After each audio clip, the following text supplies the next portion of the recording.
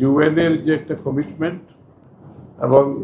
Democratic order আনতে গেলে যে গণতান্ত্রিক কর্মকাণ্ড চর্চা, একে অপরের প্রতি রিলেশনশিপ সম্পর্কে কী ধরনের সম্পর্ক থাকা উচিত আমাদের বাংলাদেশে বর্তমানে, সেই প্রেক্ষাপটে আমরা মনে করি গণতান্ত্রিক অর্ডার ফিরিয়ে আনার জন্য আজকে সকলে মিলে কাজ করতে হবে। এবং সবচেয়ে বড় চাহিদা হচ্ছে এই জনগণের এই মুহূর্তে গণতান্ত্রিক অর্ডার ফিরিয়ে আনতে গেলে একটা খুব সহসা একটা নির্বাচনের মাধ্যমে সে কাজটা আমাদেরকে করতে হবে। এবং ফেব্রুয়ারির প্রথমার্ধে যে নির্বাচনের আলোচনা চলছে, এটাকে কিভাবে সফলভাবে আমরা সমাপ্তি করতে পারি সেটা আলোচনা হয়েছে রোহিঙ্গার বিষয়টা, রোহিঙ্গা প্রত্যাবর্তন এবং রোহিঙ্গাদের ওখানে যে আজকে মানবেতর জীবনযাপন করছে এগুলো নিয়ে আলোচনা হয়েছে। এবং বাংলাদেশের রোহিঙ্গাদের সহায়তার ব্যাপারে বাংলাদেশ সরকার এবং বিদেশিদের একসাথে একযোগে রোহিঙ্গাদের যে কক্সবাজারে অবস্থান, তাদের আগামী দিনের ভবিষ্যৎ কীভাবে তাদের যতদিন তারা প্রত্যাবর্তন করা না যায় ততদিন তাদের বিষয়ে যে জাতিসংঘের সমর্থন ব্যক্ত করেছেন এবং এটাকে আমরা কিভাবে আরও উন্নততর করতে পারি, ভালোভাবে এগিয়ে নিয়ে যেতে পারি। আমরা ধন্যবাদ জানাচ্ছি ইউএনকে যে বিগত দিনে স্বৈরাচার বিরোধী যে আন্দোলন হয়েছে, সংগ্রাম হয়েছে, জাতিসংঘের পক্ষ থেকে তার গণতন্ত্রের পক্ষে, মানবাধিকারের পক্ষে ওর যে অবদান সেটার আমরা স্বীকৃতি দিতে চাই আজকে আপনাদের সামনে। অত্যন্ত কঠিন সময়ের মধ্যে জাতিসংঘের পক্ষ থেকে ওর যে ভূমিকা ছিল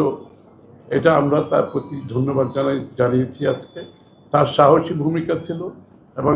জাতিসংঘের সত্যিকার অর্থে যে চার্টার অনুযায়ী প্রত্যেকটি দেশের মানুষের গণতান্ত্রিক অধিকার, রাজনৈতিক অধিকার, সাংবিধানিক অধিকার, মানব অধিকার নিশ্চিত করার লক্ষ্যে সে সাহসী ভূমিকা পালন করেছে বিগত একটা স্বৈরাচার আমলে। তা আমি এখন গোয়েনকে অনুরোধ করব দু চারটা কথা বলবে। ও আমাদেরকে ছেড়ে চলে যাচ্ছে, অন্য দেশে যাবে, তার টার্ম শেষ হয়ে গেছে। So we had, I think, a very good meeting this morning, and it was really wonderful to see the very, very positive reception in New York at the high-level week at the UN last week of the Bangladeshi delegation,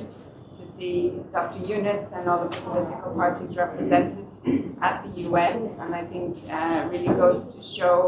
how much progress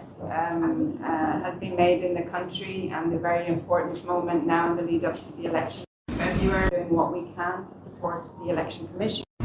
and to make sure that everything is in place at a technical level to do what we can support in the next few months. There is lots of work I know all of the political parties have been engaged in terms of building consensus, and I think we're all very much looking forward to that process being taken forward in the coming months and years. The humanitarian situation of the Rohingya is incredibly challenging, and there was a very important meeting last week hosted at the UN with Malaysia, Finland and Bangladesh, where we highlighted the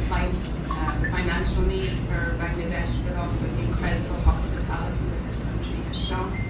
to the refugees. We really commend all of the country and Professor Yunus's leadership and the next government's leadership in supporting Rohingya refugees. And we've done a lot of discussions and talks around development and how we can continue to all of the aspirations of the people of Bangladesh. So it's really been a pleasure to be here over the past years, and I know